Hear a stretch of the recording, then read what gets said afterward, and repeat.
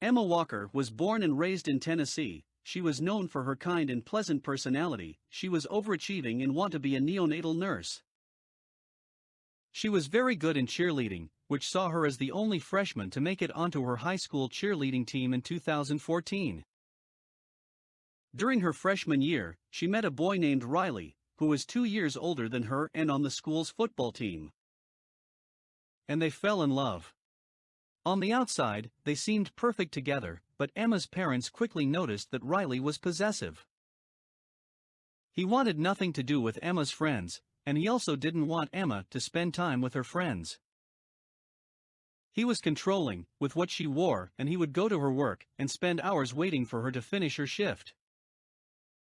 After a few weeks of having an on and off relationship, Riley started sending Emma aggressive Snapchat messages, saying that he wanted to kill her and threatening to kill himself if she broke up with him. They both fell into a cycle of terrible fights, breakups, and then getting back together. Understandably, Emma's parents did not like Riley and later said that they never trusted him. Her parents banned Riley from coming over to the house, and they took Emma's phone, in hopes of controlling the situation. Riley graduated from high school 2 years later, but that did not keep him away from Emma. Emma found ways to communicate with him, and despite her parents' efforts, they maintained in contact with each other. Her parents became desperate, and they did not allow Emma out of the house, except to go to school and cheerleading practice. And then she began getting better, and she seemed happier. She finally found the courage to leave Riley for good. Emma had seen pictures of Riley with other girls on his college campus and decided that it was better off that they broke up. Riley did not take the breakup well and tried to overdose, but he survived. On November 18, Emma's school played a big football game, and there was a party afterward. Emma went to the party where she started to receive threatening text messages from an unknown number. One of the text messages read, "I have someone you love. If you don't comply, I will hurt them." And she received a few others saying she needed to come outside. Emma thought that it could have been Riley's friends playing a prank on her since they had just broken up, but then she got a text message she could not ignore. Whoever was texting her was claiming that there was a body outside in the bushes. Emma went with her friends outside to check out what was going on. When they walked out the door, they found a man face down in the bushes and soon realized that it was Riley. Riley was very much alive, but he appeared confused and claimed that someone had kidnapped him. He said that he had no idea where he was or how he got there, and he kept rubbing his head as if someone had hit him there. Then Riley called a friend to pick him. Later during an interview, his friend stated that even at the time he did not believe Riley's story. The following day after the party, Emma texted Riley saying that she hated him but that she needed him. Riley came over and the two sat on her driveway talking for hours. When Emma's mom finally came home and found them sitting there, she asked Riley to leave and he did. During the middle of the night, Emma's dad heard a loud banging noise in the house. The noise startled him awake, but it wasn't until he heard the noise again that he got up to investigate. He went to check on Emma by going into her room and stated that he saw her lying in bed appearing to be asleep like normal.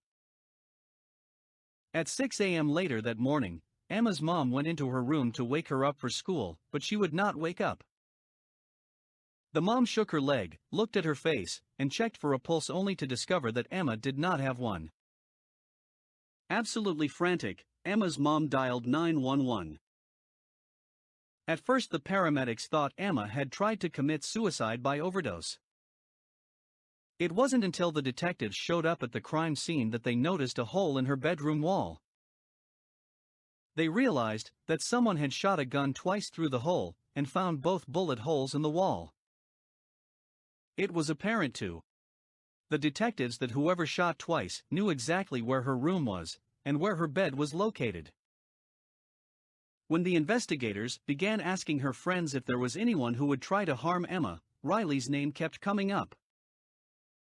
One of Riley's friends told the police that Riley had mentioned he had taken a gun from his grandfather, for protection the week before Emma's death.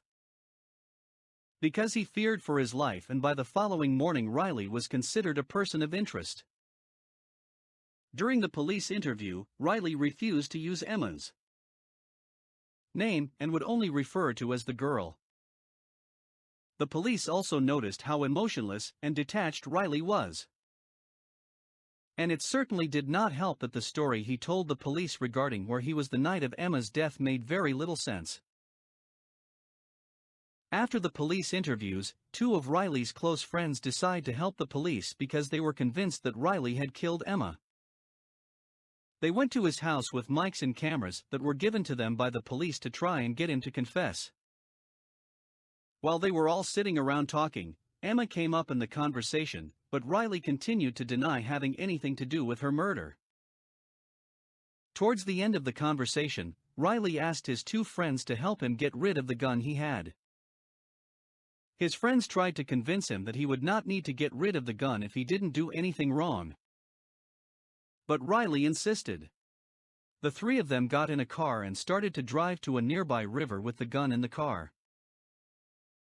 Once at the river, the two friends, Alex and Noah, texted the police and told them to come. Just as Riley was pulling the gun from the car, the police showed up. At the scene, police arrested Riley and took him into custody.